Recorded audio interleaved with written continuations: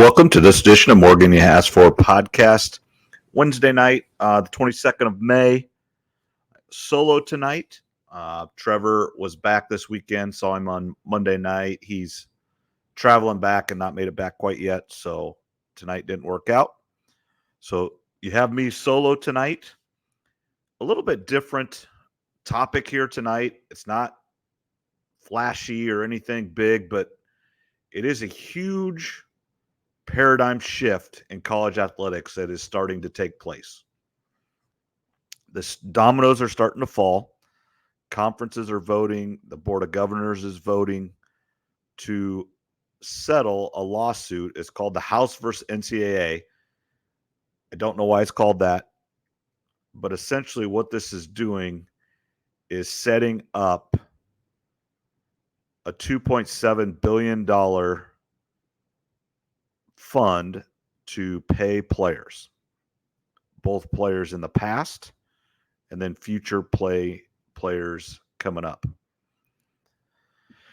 As we all know, the NCAA for years and years has benefited to the tune of billions and billions and billions of dollars of money and not paying the labor, which is why you see college coaches, college facilities making just as much, if not more, than the pros, and then the facilities are nicer for colleges than they are in the pros because they don't have to pay their athletes. You know, Bill Belichick might have been making $15 million a year or $20 million a year, but Tom Brady was making 30. You know, Dak Prescott is making 25 or $30 million. They're making a lot more money than all the coaches, the GMs, the athletic, and the athletic directors on the college side. They've been able to fund all these facilities and pay all the coaches and increase their staffs because they haven't had to pay the players. Well, that is changing and changing quickly. I've got a few stats here that I'm going to kind of read that I've wrote down here. The Big 12 and the ACC voted to settle on Tuesday. Today, the NCAA Board of Governors and the Big Ten voted for the settlement to agree to the settlement. And then with the Pac-12, which actually still has to vote this because these schools are not made the transfer to the Big 12 or Big 10 or ACC until July 1. So the Pac-12 actually still exists as a conference. The last thing they're going to do as a conference vote is essentially going to vote to pay your players. And once, the SEC and the Pac-12 do it, then it's going to come down to more lawyer stuff. There's going to be settlements. There's going to be back and forth, and we're going to talk about that here in just a second. But they're settling this because the agreement is like $2.7 billion, but if it would go to trial, it'd be like $4.2 billion. So they're saving about half. And now just a few more things on this. I just have this written down here. $2.7 billion. I've said that a couple times already. To former athletes, and it will allow schools and round numbers to pay players $20 million from each school. Almost like a salary cap-ish on the university. That is not per player. That is not per team. That is, for example, Iowa State paid $20 million how they want, kind of how they want. And that's going to be another thing argued in court on who gets what. And Iowa will have that. LSU will have $20 million. Texas A&M, Florida, Georgia, all of the schools. Drake could have $20 million to pay players. Now, that's a whole different argument. Drake, UNI, those schools that are Division I, this is all Division I NCAA schools, which Drake is, UNI is, it'd be like North Dakota State would be. Now, Division II's like Northwest Missouri State or Truman State or Upper Iowa, those schools are not in on this. This is Division I athletics. So essentially, you got to think if they play Division I, the bowl subdivision football, or the FCF's, the championship division, and then all the NCAA tournament schools for basketball. And that's where this money is coming from. Essentially, the NCAA's biggest money maker is the NCAA tournament. So they're going to take a 10-year reduction. I think I have it on here, $1.6 billion over 10 years in reduction of the NCAA tournament revenues. 40% of that is going to be the big, soon to be four. It's really the big five conferences, soon to be the big four as of July 1. But those schools are going to take up 40%. Now, there's only 60 schools roughly in that, maybe a little more, that's eating 40%. But 60% of this is from all the other schools. Now, there's like 300 schools, so that's like 250 schools that have to come up with 60%. However, those are the schools that don't make the money. This is all about football. Unfortunately, basketball doesn't matter. Your wrestling team, your women's basketball team, they don't produce the same revenue that football does. Football is about 85% of revenue to each school. Then the 15% is everything else, plus your royalties, plus everything. But 85% is football. So you have to make money in football. Well, Drake doesn't even have Division I, doesn't have scholarship football. UNI, does not make money in football. The way they make their money in football is going to play Iowa State or Iowa or Wisconsin or whoever, the Division I, and they get paid $1 million. That funds their program. And then they get NCAA tournament money from their conference. So that is one thing that, most people know, but when a Missouri Valley team gets into the NCAA tournament and they win 1 or 2 or 3 games, the NCAA gives the Missouri Valley Conference a check, and then the Missouri Valley Conference distributes that check to each school. Now, if you are the team that are playing those, I think you get a little bit bigger cut. But even like this year where UNI did not get into the NCAA tournament, and Drake did get in the NCAA tournament, Drake's going to get a little bit bigger check, but UNI still gets a check from the NCAA tournament because just how everything works. Iowa State gets a check from the Big 12 gets a check when all their each game that's played gets a certain amount of money, and then it gets just distributed back to the conference and then distributed back to each school. So that's how all these TV rights, and when Iowa State's on Fox on a Sunday afternoon for basketball or whatever, that is what this is all about, is your TV money and your TV rights. And what's going to happen is these athletes are going to be essentially the same thing. I'm kind of getting my head of myself there. I'm going to come back to that. So beginning of 2025, there's going to be roughly $20 million a school. Now, there's not going to be a lot of schools that are going to do that. The Power 4 conferences will, I would suspect. Iowa State would be, I think, will be hard-pressed to do that, to get all the way to 20 million. Now, there's certain schools that won't have a problem with it. But I think Iowa State's I think they need to get there if they want to compete. But they're going to have to make some decisions. And there's always unintended consequences to all these decisions and settlements that are happening. Do the athletes deserve to get paid? Absolutely. I have changed my mind. I have flipped on that subject. 5 years ago, I absolutely not. They get a lot of advantages that your normal college student does not get, but they also do a lot more. And the amount of money that the schools are making and the conferences are making and coaches are making, athletic director, just everybody's making a lot of money.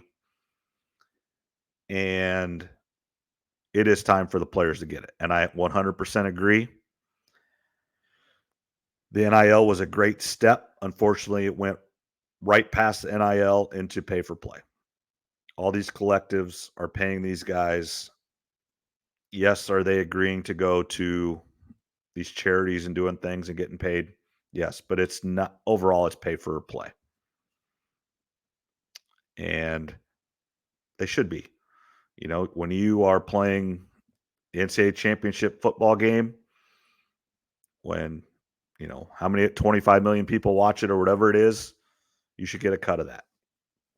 And they are. So I agree with what's happening. But here's what's gonna this is gonna take several months to sort out the actual details because they're gonna come back and there's gonna be mediation back and forth. Some things that need to get solved. Title IX. Title IX is about equal opportunity for males and females, not equal result. That's where some people do not get confused. It is about opportunity. And unfortunately, just the way it is, that football makes all the money. I believe there's going to be those players are going to get paid more than everybody else. And they probably deservedly so because they're the ones bringing in the revenue. And then they're going to try to curtail the NIL market. Right now, it's just the wild, wild west. I think there's going to be some guardrails. The NILs will not go away. These athletes will become employees of the university or some very close variation of it. But NIL is not going away, and I'll talk about why in just a few minutes here. So let's go right now. Let's just say an athletic department has $100 million budget for easy numbers, and they're operating the way it works now. They're a nonprofit. When I donate money to Iowa State, I get a tax write up because they're, you know, a tax free, you know, essentially a charity. So they have to spend all $100 million. Well, starting next, you know, fall of 25, of that $100 million budget, 20 million of it, so 1/5, 20% is going to be allocated to the athletes. So now to do all your other stuff, you only have $80 million because your budget's probably not going up $20 million.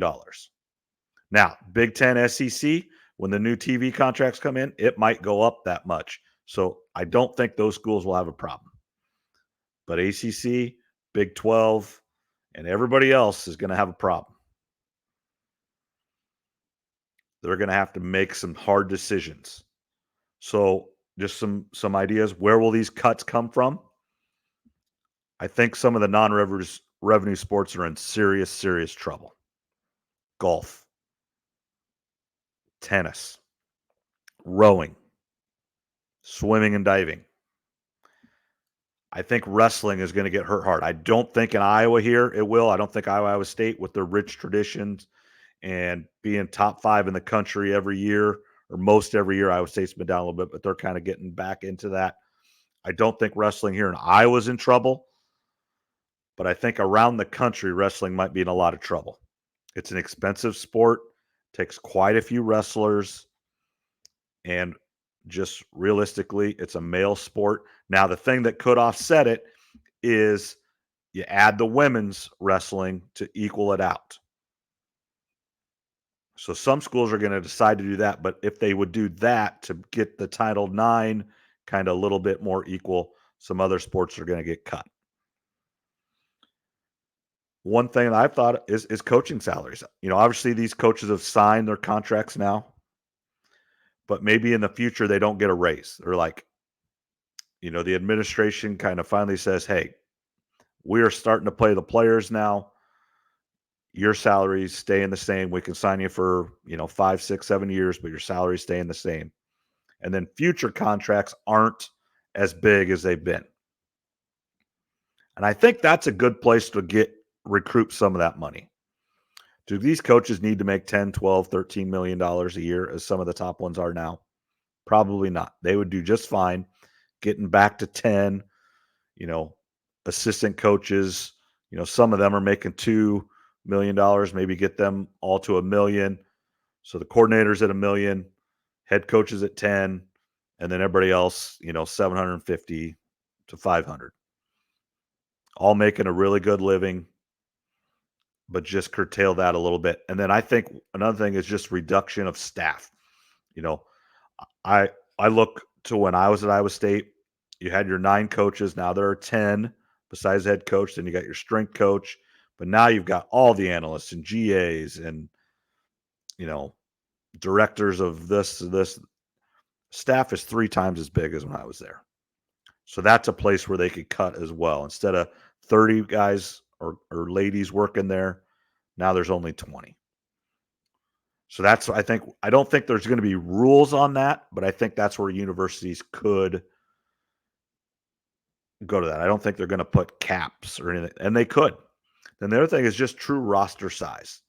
Most college football teams have about 130, 140 guys on them.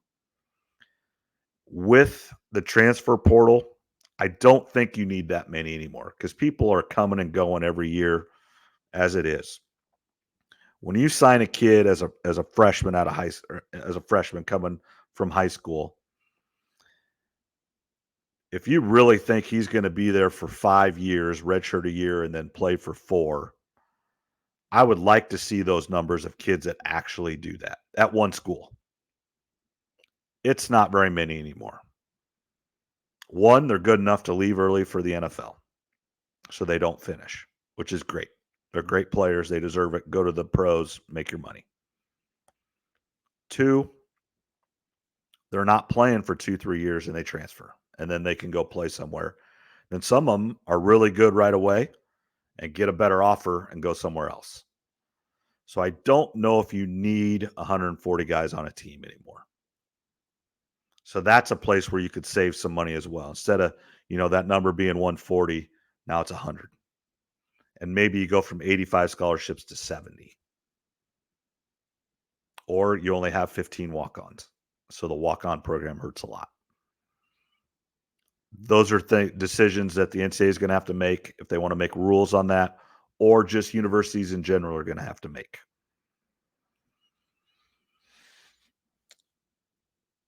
And those are just, and then obviously projects. Iowa State's an example. They had a wrestling project that was going to do, they're not doing that now. I think building these Taj Mahal facilities are a thing of the past. My first game as a coach, I was at Arrowhead Stadium, Iowa State versus Florida State. And Iowa State's facilities were not great by any means. And I'm sure they've improved at Arrowhead and everything, but Kansas City Chiefs, we used the Kansas City Chiefs locker room. It was no better than ours at Iowa State.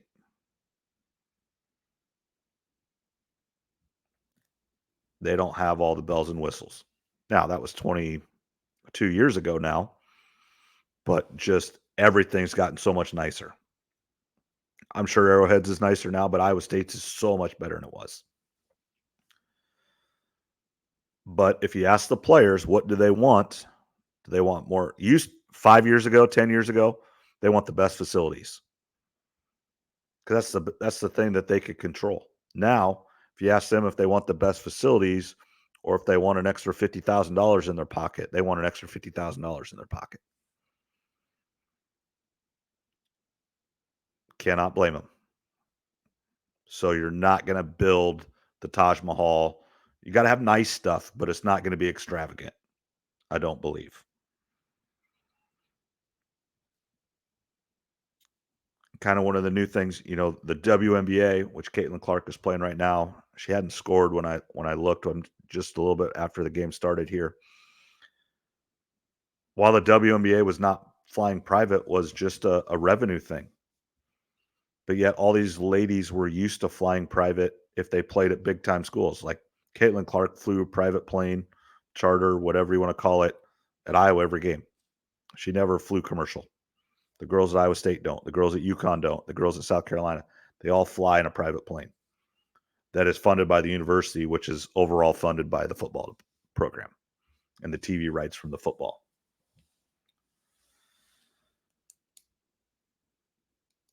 Now, here's the funny thing, and I think I talked about this, but the Power 4 schools are paying 40%, and then the small schools are paying 60%.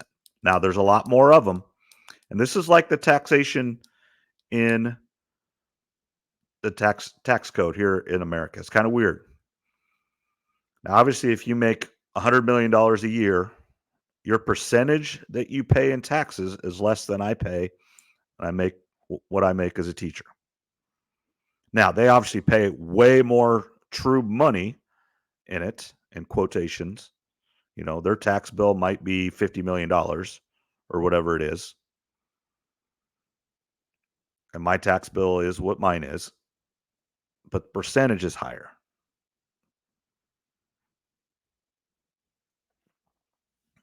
And I think your UNIs, your Drakes, schools like that are going to get hurt bad in this. And their athletic departments are going to take big hits in staffing, in just everything. And those are the schools that I worry about because they don't have the football program to fund them.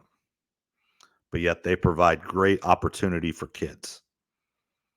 And I think that's going to be some of the unintended consequences in schools like that having a hard time. Because one, they're not going to pay people. They're not going to have they're not going to pay $20 million. Just not going to do it. And I don't know. So they're just going to get a lesser player. And it's just not going to be the same. And that's sad to me. Because I'm not a Drake fan. I'm not a UNI fan. But when they're good, they are fun to watch. And I enjoy watching them.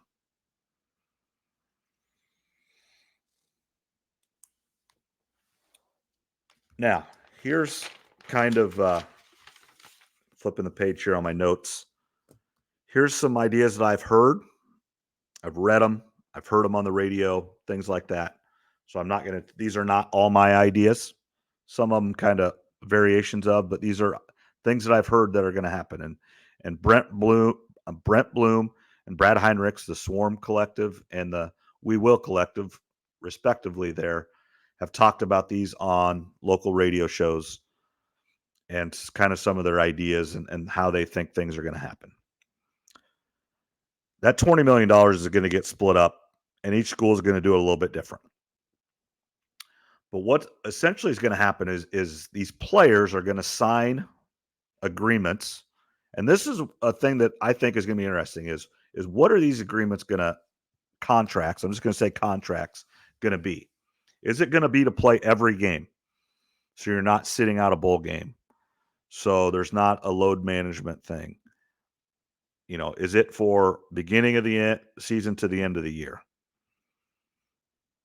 Is it a multi-year contract? Signed for 3 years. So say you're a freshman, you sign a 3-year deal for your rights to go to the university to get money. Can you not go to the pros if something happens where now you can? Like you've proven yourself good enough. Can you not go? Like basketball, you can go after 1 year. Now football, you can't go for a few years. But if you sign a 3-year deal with the university as a freshman, can you not go to the NBA if your draft stock rises? Interesting question. I don't know. But here's what's going to happen. They're going to sign a deal with the university, signing over their NIL rights. So then the university will go find it, sell it, and you're going to have a commercial for Jimmy's Auto down the street, or however you want to say it. State, and Caitlin Clark, State Farm and Nike sign over your rights, just like the university signs over their rights to the conference. Iowa State doesn't go sell their rights. The Big 12 conference sells their rights. Iowa doesn't sell their rights individually. The Big 10 conference sells it as a whole because they can get more money as a whole than individually. Now, there are a few schools that would be better off. Notre Dame is a great example. They do theirs. That's why they're independent. They go do theirs individually. They're on NBC. They get to keep all that money. Now, here's an interesting thing. Use Caitlin Clark as an example. She would be smart not to sign this deal with the university and go do it herself. Go sell it herself. Go hire herself an agent. And that's what she did. From everything I heard, she did not take any money from the Swarm. It was all her own deals. Her family, whoever she had represent her, went and got her Nike deal, her Gatorade deal, her State Farm deal. So the elite superstars, and I think in this case at Iowa State, it would be Audie Crooks. I think she would be wise not to sign over her rights to the university and do it on her own.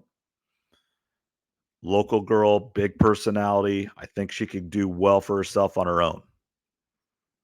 But, if you're the backup tackle on the Iowa State football team, yeah, sign your rights over.